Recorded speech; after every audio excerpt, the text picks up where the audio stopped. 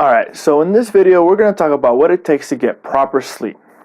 Now, like most people, you probably looked up online what it takes, like, how do I get better sleep? And in most cases, you'll probably see a list of things you should do before bed. You know, like no electronics an hour before bed, or no eating any heavy meals like 3 to 4 hours before bedtime.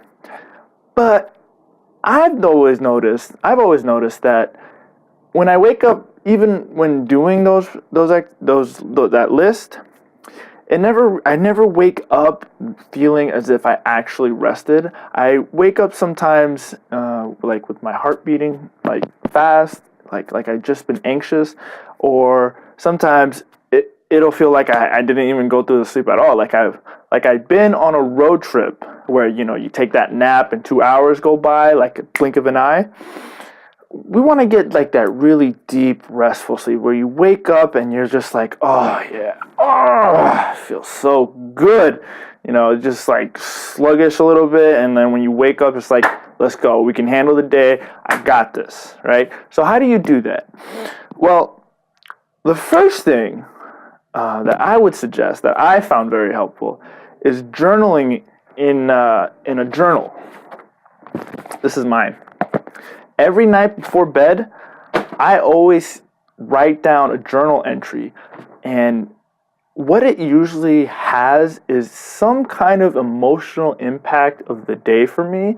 It's not just some random 2-bit story that I noticed along the street. Like, it's not my landlord pulled the garage and recycling bin out to the curb and I thought that was nice of him, or my roommate finally did the dishes without me having to ask him, something like that. You don't want to write things that aren't and don't have an emotional impact on yourself, because the point of it of journaling is to more or less take out the garbage that you've packed in your brain.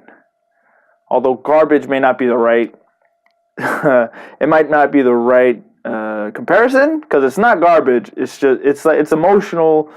It's important. So it's like an emotional garbage, or something that's important to you. So for example, if you're a 90s baby, just watch an episode of Doug, right? So Doug is the cartoon where the kid in middle school writes down, like, every beginning to a show is him writing down in his journal about the day.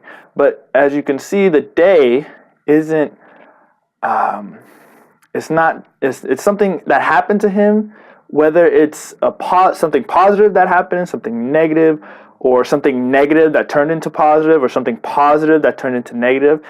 It's always something that happened to him emotionally. It's not just him noticing the butterfly or bird flying in the air. It's something that, and to be clear, if seeing a bird or a butterfly has an emotional impact on you, then write it, right? But it's important to have the emotion, to be emotionally impactful when you write it out, because you're putting it into your reality. And when it's out of your mind, then you're able to rest. From my experience, this is from my experience, because I've been on a path where I got the dieting, the exercise, the 2 hours before bed, no electronics, reading before I go to bed, stretching. I would be consistent with it, but I would wake up like I was anxious 6 or 7 hours, and I would be dreaming. That's how I was like deep in sleep. But when I woke up, it was always as if like I was on edge. And it stopped as soon as I started writing. And that's for me. I don't know about anybody else, but that's from my experience. Just wanted to share that with you.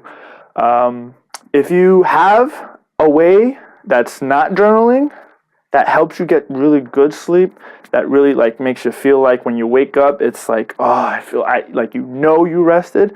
Write it down in the comments section below. I'd love to, I'd love to hear it, because sometimes maybe journaling might not work for me one day, and I'll have to look back and see what other people got. So let me know in the comments if you like this. Subscribe, hit that button. I'm going to be back weekly with some more videos.